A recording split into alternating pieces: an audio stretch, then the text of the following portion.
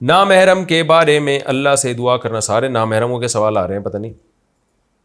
کیا کسی غیر محرم لڑکی کے لیے دعا کی جا سکتی ہے کہ یا اللہ اسے میرے حق میں بہتر کر دے, یا اللہ اسے مجھے عطا کر دے؟ سبحان اللہ.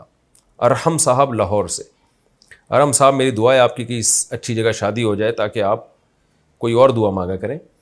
دیکھو, کسی لڑکی کا نام لے کے اللہ مجھے فلانی دلا دے, مجھے فلانی دلا دے, یہ مناسب نہیں ہے.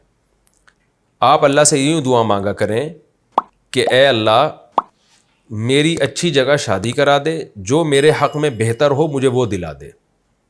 اور اگر آپ کسی لڑکی کو چاہتے ہیں تو اس کا دماغ میں تصور لا کے یہ بھی دعا کر سکتے ہیں, اللہ اگر یہاں تیرے علم میں بہتر ہے تو یہاں کرا دے. بس اتنا, اس سے زیادہ آگے نہ بڑھے کہ نام لے لے کے دعا کریں. جائز ہونا الگ, جائز تو ہے, کسی کا بھی نام لے کے دعا کی جا سکتی ہے, لیکن یہ ایک طرح سے یوں سمجھیں کہ اللہ کو آپ سمجھا رہے ہیں کہ یہاں کرا دے, یہ زیادہ بہتر ہے. تو یہ اللہ کو نہ سمجھائیں. اس کی مثال ایسے ہے جیسے ایک شخص نبی صلی اللہ علیہ وسلم کی خدمت میں آیا, عرض کیا یا رسول اللہ آپ میرے لیے دعا مانگیں کہ اللہ مجھے مال و دولت عطا کرے. آپ نے منع کیا.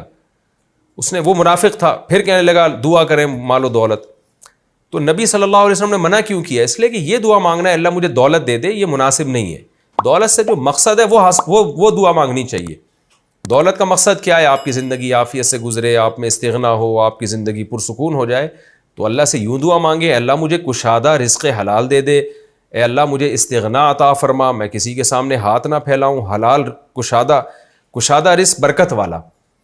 تو یہ دعا مانگے جائیں. اے اللہ میری اتنی تنخواہ کر دے, 50 لاکھ کر دے, 1 کروڑ کر دے. یہ نامناسب الفاظ ہیں, اس لیے کہ اس کا مقصد ہے, یہ دعا میں آپ گویا اللہ کو سکھا رہے ہوتے ہیں کہ مجھے پیسے سے مطلب ہے, مجھے پیسے سے جو مقصد ہے نا وہ مقصد سے مطلب نہیں ہے, میرا مقصد ہی پیسہ ہے. اب آپ یہ کہہ رہے ہو مجھے فلانی چاہیے, فلانی لڑکی سے شادی کرا دے, اس کا مطلب آپ کا مقصد ہی فلانی لڑکی بن چکی ہے. حالانکہ شادی کا مقصد تو سکون, اطمینان اور ایک کامیاب لائف ہوتی ہے. تو وہ اللہ سے یوں دعا مانگے جو ایسی ہو وہ والی دلا دے مجھے. تو اب ہو سکتا ہے وہ آپ اللہ کے علم میں آپ کے لیے بہتر نہ ہو. اچھا, یہ جو 1.5 ہوشیاری ہو رہی ہے کہ اللہ اسی کو بنا بھی دے ایسا, تو یہ بھی 1.5 ہوشیاری ہے. بھائی آپ اللہ سے سیدھا سیدھا دعا کریں کہ اللہ مجھے نیک صالح بیوی عطا فرما, جو میرے لیے بہتر ہو, مجھے اس سے محبت ہو, اس کو مجھ سے محبت ہو, ایسی عطا فرما دے. بس یہ دعا مانگا کریں.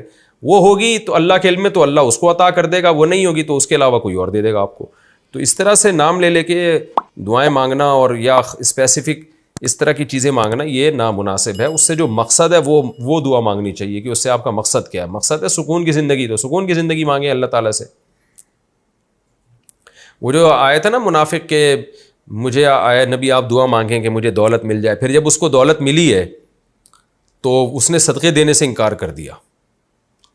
تو پھر اللہ کی طرف سے وعید آئی تو اس کو احساس ہوا, پھر وہ نبی کے پاس صدقہ لے کر آیا, آپ نے منع کر دیا. پھر ابو بکر کے پاس صدقہ لے کر آیا, آپ نے منع کر دیا نبی کے انتقال کے بعد. پھر حضرت ابو بکر کے انتقال کے بعد حضرت عمر کے پاس آیا صدقے کا مال لے کے, حضرت عمر نے بھی انکار کر دیا کہ جب نبی نے پہلی دفعہ آپ سے مطالبہ کیا تھا آپ نے کیا کیوں نہیں. کیا مطلب, اس کو اللہ نے مال دیا اور آزمائش میں ناکام ہو گیا پھر وہ. تو اس لیے بھائی اللہ سے بس عافیت مانگا کرو.